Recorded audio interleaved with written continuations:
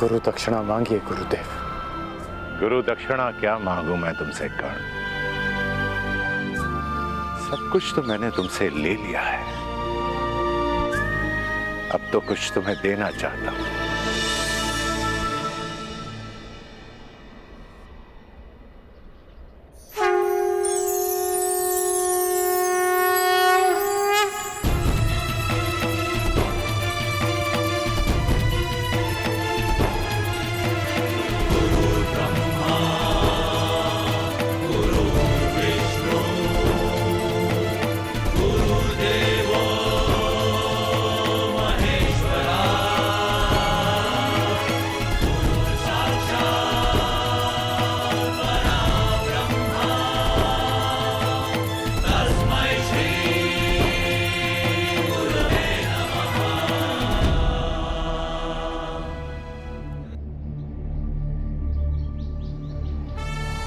ये मेरा दिव्य धनुष है विजय। जब तक ये धनुष तुम्हारे हाथों में रहेगा, संसार का कोई भी योद्धा तुम्हें पराजित नहीं कर पाएगा कर्ण। जाओ पुत्र, जाओ, इस अभिशापित जीवन को स्वीकार करो। जन्म की पीड़ा और शाप का ताप सहकर भी तुम संसार के आकाश में सूर्य के भांति चमको।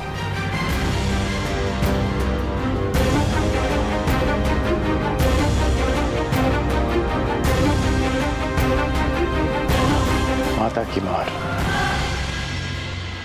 संसार का सबसे बड़ा प्यार होता है, और गुरु का श्राप भी महादेव के प्रसाद से कम नहीं। और आपका ये श्राप, ये राधेकरण अमृत समझकर स्वीकार करेगा। इतिहासकरण का नाम स्वयं में कैसे समाहित करेगा मैं नहीं जानता, लेकिन एक बात का वचन देता हूं कि आपको आपके इस शिष्य पर सदैव गर्व होगा।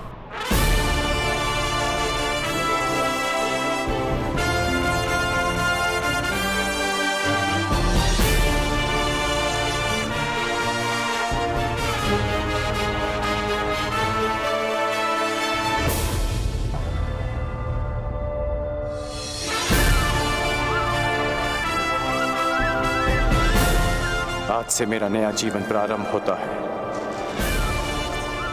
दिव्यास्त्रधारी कर्ण, और मैं अभिशापित सूत पुत्र भी, मैं जिसे जीवन का अधिकार नहीं मिला, और मैं जो इस अधिकार के लिए अपनी अंतिम श्वास तक लड़ूंगा, मैं राधेकर्ण।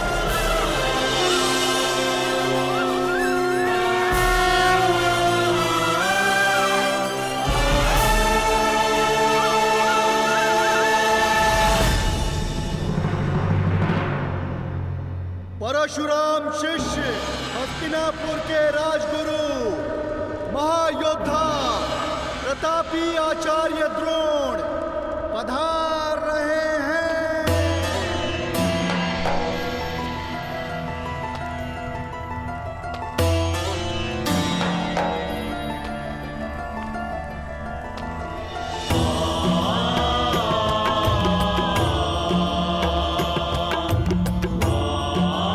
हस्तिनापुर नरेश महाराज धृतराष्ट्र की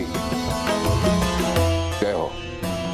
आपके स्वर से लगता है कि रंगभूमि कुमारों के प्रदर्शन के लिए तैयार है। जी महाराज, 105 योद्धा हस्तिनापुर के आकाश में अपने शस्त्र बल का तेज फैलाने के लिए प्रस्तुत है। और इतना नहीं महाराज, हस्तिनापुर की जनता अपने राजकुमारों के स्वागत के लिए आतुर है, प्रतीक्षा कर रहे हैं कि वे कब आएंगे। समय आ गया है जब मेरे पुत्र अपनी योग्यता का प्रदर्शन करेंगे। समय की चाल में आहट नहीं होती महाराज, किंतु वेग की भांति वो चलता है। कल की ही बात लगती है कि नन्हे कौरव और पांडव इसी महल के आंगन में उद्दंडता करते फिरते थे, और आज शक्ति का प्रदर्शन करने के लिए प्रस्तुत हैं। भाग्यशाली है भीष्म जो अपने पुत्रों का ये रूपांतरण देख सकता है।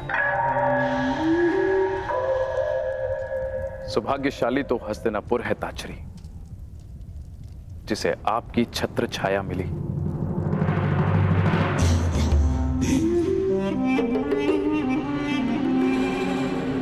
निसंदेह महाराज, निसंदेह सत्य वचन।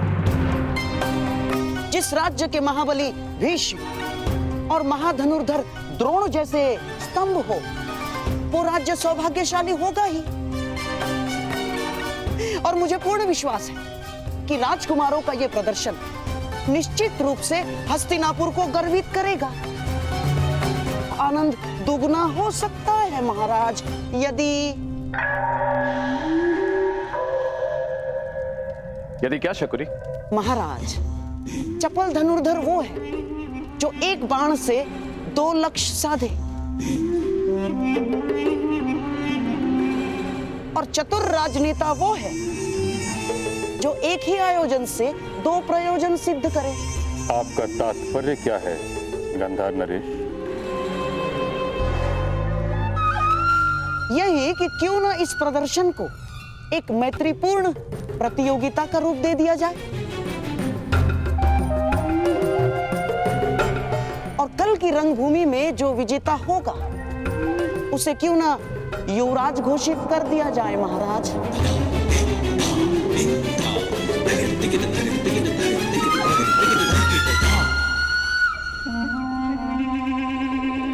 प्रतिस्पर्धा प्रतिद्वंदियों के बीच होती है गंधार नरेश, भाइयों के बीच नहीं।